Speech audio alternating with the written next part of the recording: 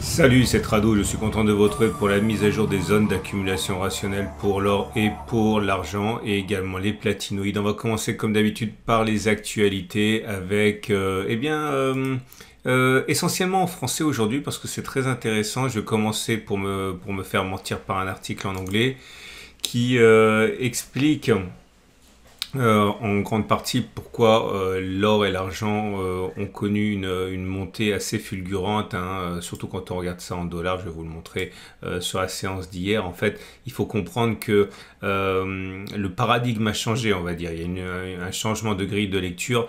La Banque centrale américaine est intervenue non, elle n'est pas intervenue, c'est pas vrai. Mais il y a eu les chiffres de l'inflation qui sont sortis. L'inflation s'avère moins importante qu'on craignait pour les États-Unis. Autrement dit, on anticipe que la Banque centrale va bientôt ralentir le rythme de progression des taux d'intérêt, ce qui donc, par ricochet, pénalise le dollar. Et par ricochet encore, c'est du billard 3 bandes, favorise l'or. C'est très compliqué parce qu'en fait, ça n'a pas vraiment de sens en tant que tel. On pourrait très bien penser l'inverse, dire que, tout simplement, il y a quand même beaucoup d'inflation. Le ralentissement de l'inflation fait que l'or serait moins nécessaire, mais là on décide de regarder un aspect du problème et pas l'autre, et celui qu'on regarde et qui nous arrange bien, c'est que la hausse des taux devant normalement ralentir, l'or pourrait en profiter. Bref, c'est compliqué, mais c'est ce qui se passe actuellement. Deuxième article qui en français, donc pour le coup, c'est très important si vous êtes des débutants sur le marché de l'or et que vous voulez par exemple offrir des pièces d'or ou d'argent pour les étrennes ou pour Noël. Eh bien, il y a un article qui est présent et très complet, hein, sur le site de mon partenaire L'Or et l'Argent. Voilà, les pièces d'investissement, parce que bon, avoir de belles pièces, c'est sûr que c'est sympa, mais avoir des pièces d'investissement quand on fait un cadeau, ça peut être intéressant également. Bref, en particulier, si vous n'avez aucune idée de ce qu'il faut privilégier, vous retrouverez avec plaisir des indications sur cet article. Troisième article, en français également, c'est la relation très particulière que l'Inde a avec l'or, comment l'Inde est un moteur, hein, de la consommation d'or, et bon, on parle de plus d'1 milliard de personnes, là, hein. Et c'est très intéressant de voir comment les comportements, les fêtes, etc., mais également l'appétit de la Banque centrale fait bouger les cours de l'or. Bref, beaucoup de choses à découvrir pour vous. Je vous rappelle que les liens directs vers ces articles sont en dessous de la vidéo. Puis on revient à un article en anglais. Alors c'est UBS. Alors c'est deux articles un peu ironiques que je vais vous montrer. Vous savez, il ne s'agit pas de critiquer ni d'être ironique par rapport aux banques, hein, qui font ce qu'elles peuvent, mais pour vous montrer à quel point les banques ne savent absolument pas ce qui va se passer pour l'or et pour l'argent. Pas plus elles que moi, et on navigue à vue. En tout cas, après avoir été très circonspect, UBS voit maintenant l'or arriver à 1900 dollars en 2023, mais le pompon quand même, belle expression de vieux, c'est cet article qui est issu de Citibank. Alors Citibank, c'est peut-être la première ou la deuxième banque américaine, je sais plus, mais enfin bon, c'est quand même pas des comiques. Et lorsque Citibank annonce que l'argent devrait tomber avant de revenir du diable Vauvert, atteint 22 dollars pour l'argent en dollars, regardez, hein, je vous montre, c'était il y a quelques temps, mais voilà, on n'est pas tombé, c'était il y a quelques jours, hein, on n'est pas tombé, on est monté à 22. Autrement dit, zéro pointé pour le scénario. Et encore une fois, il ne s'agit pas de se moquer parce que je n'ai absolument aucune idée non plus de ce qui va se passer. Et vous comprenez pourquoi ma stratégie, qui repose à acheter systématiquement sur zone d'accumulation rationnelle, est peut-être la plus, on va dire, facile et pas la moins efficace des stratégies, puisque par définition, hein, à moins de faire le marché, on ne sait absolument pas où il va. On va passer aux zones d'accumulation rationnelle. Je vous rappelle que si vous voulez acheter de l'or et de l'argent, vous pouvez passer par mon partenaire au coffre, et en particulier si vous décidez de passer par mon site, vous paierez moins cher la Vera Valor ici, hein. Si vous cliquez ici sur ma bannière, et bien vous avez une prime réduite pour acheter le quart d'once à 479 euros. Bon bref, tout ça c'est sur mon site, et également les liens vers les articles que j'ai mentionnés également sous la vidéo. On passe à l'analyse des zones d'accumulation rationnelle.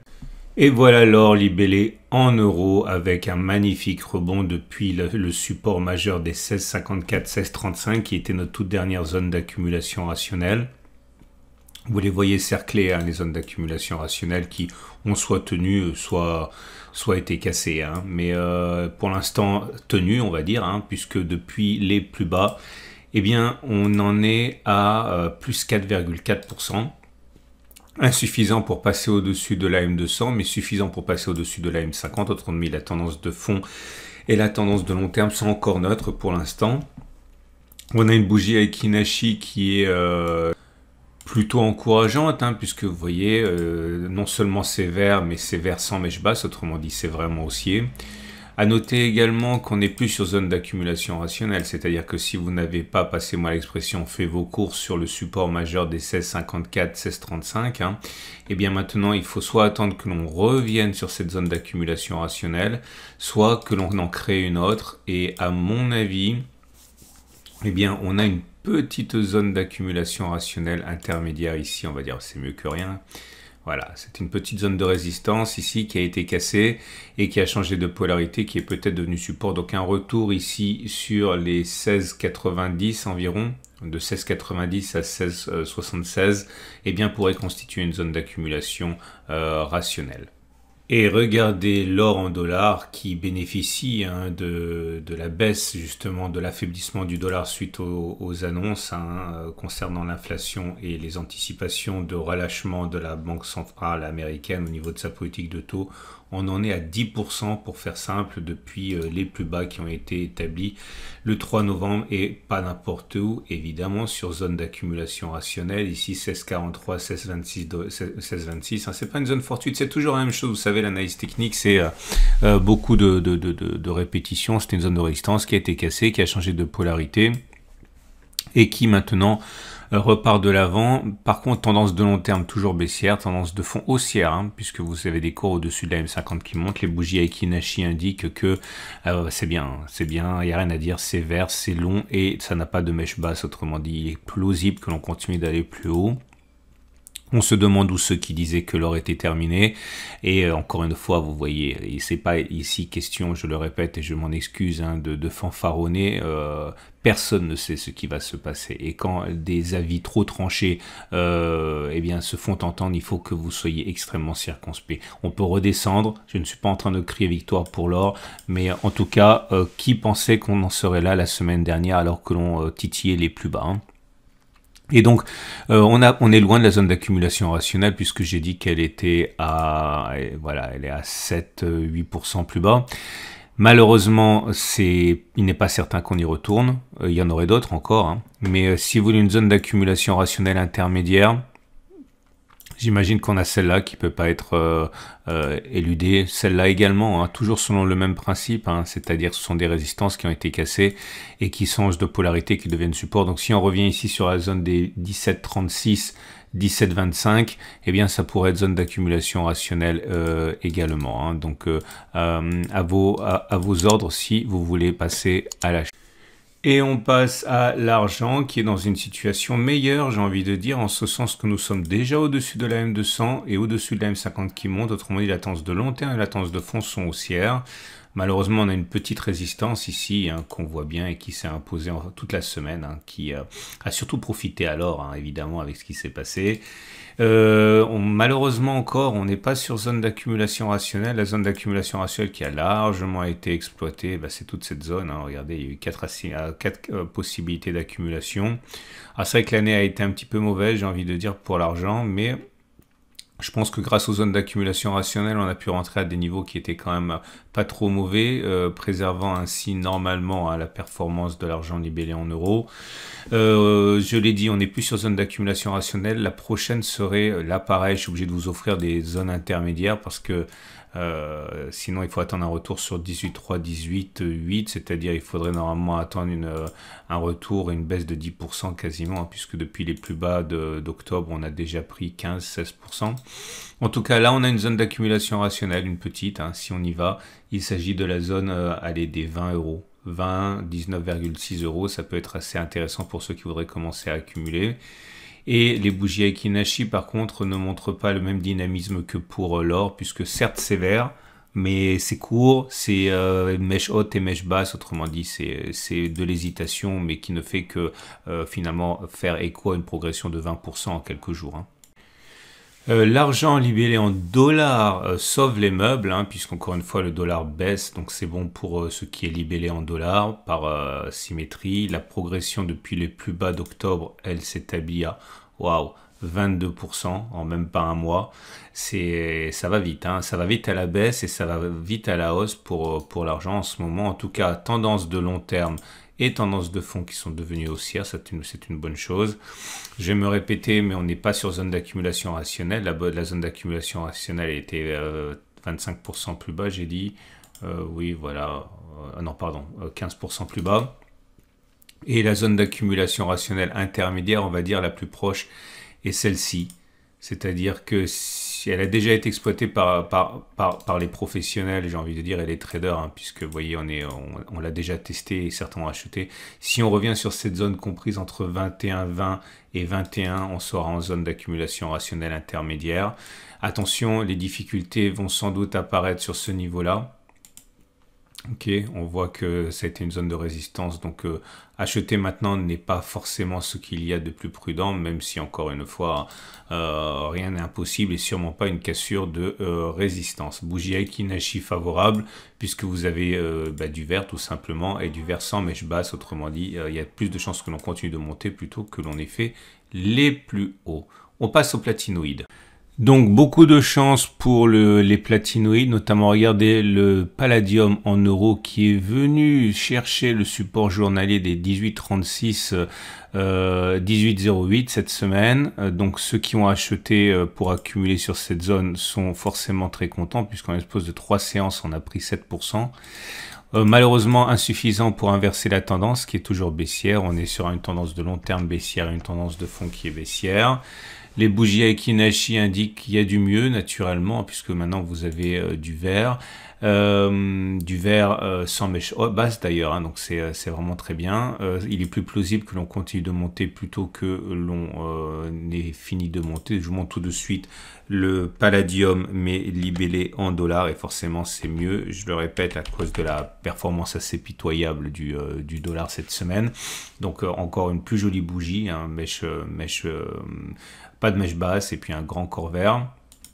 Là aussi, j'ai envie de dire qu'on a eu beaucoup de chance puisque lors de l'attaque baissière, on est venu chercher le support des 17,98 $, donc zone d'accumulation rationnelle. Là aussi, la progression a été en l'espace de, oui, depuis début du mois, depuis le 11 novembre, non, je raconte n'importe quoi, c'était depuis le 3 novembre, la progression a été de, attention, ça pique un peu les yeux, 15%. Tendance de long terme toujours baissière, tendance de fond également baissière. On n'est plus sur zone d'accumulation rationnelle malheureusement et je n'ai pas d'autres à vous proposer pour l'instant, elles sont trop récentes. Et on va terminer avec le platine libellé en euros qui, excusez de la répétition, mais qui fait également une belle semaine. Regardez ça, hein. Depuis le lundi 7 novembre, on a réussi à casser la résistance journalière des 960-954 et on a progressé eh bien, en l'espace d'une semaine, hein, je vais vous dire ça, voilà, c'est ici, jusqu'à 7-8% avant finalement de perdre du terrain. Alors, on n'est plus sur zone d'accumulation rationnelle, mais la bonne nouvelle, c'est qu'il y a un changement de polarité qui a eu lieu là. Puisque la résistance a été cassée et une résistance qui est cassée, eh bien, va changer de devenir un support. Donc c'est notre prochaine zone d'accumulation rationnelle. N'oubliez pas que rien ne garantit que cela tiendra. Hein, ok, on peut très bien le casser, hein, c'est classique. Néanmoins, il y a un signal encourageant, c'est le croisement M50 M200 dont on dit, qu'on appelle la croix dorée en analyse technique. Et généralement, ça donne des choses, pas toujours, hein, mais qui sont plutôt sympas. Et on l'aura compris, hein, on n'est plus sur zone d'accumulation rationnelle. On va terminer avec le platine, mais libellé en dollars. Et forcément, c'est mieux pour les raisons qu'on a maintes fois évoquées dans cette vidéo. Là aussi, on a cassé une résistance journalière, celle de 971, c'était en début de semaine, donc ça c'est bien. Et là aussi, du coup, ça change de polarité, ça devient notre prochain support, qui est donc... attendez, je vais pas faire... Voilà. Qui est donc à 970 $ environ. On l'a dit, hein, la moyenne mobile à 200 jours et la moyenne mobile à 50 jours ont été franchies également. Donc la tendance de fond et la tendance de long terme sont haussières. Par contre, on n'a pas de croix dorée ici. Il faudrait baisser, donc vous l'aurez compris, hein, je vais vous donner un ordre de grandeur. Il faudrait encore baisser de 5% à 7% pour être sur la zone d'accumulation rationnelle. Et comme d'habitude, vous voyez, là c'est du travail de trader, ça, hein. C'est-à-dire que les difficultés auxquelles on a assisté vendredi, c'est tout simplement une zone de résistance ici. Et si vous avez bien compris la méthode, et bien une fois qu'on aura cassé cette résistance, elle changera de polarité, deviendra support. Ok, voilà. C'en est terminé pour mon tour d'horizon. Si vous avez aimé, n'oubliez pas que c'est mis à jour 2 fois par semaine. Pensez à vous abonner à ma chaîne YouTube. Pensez également à activer la petite clochette de notification pour être prévenu des mises à jour. Et vous avez bien sûr la possibilité de vous rendre sur mon site pour bénéficier de l'offre pour acheter de l'or pour moins cher avec au coffre. Et également lire les articles que j'ai mentionnés. À mercredi pour la mise à jour.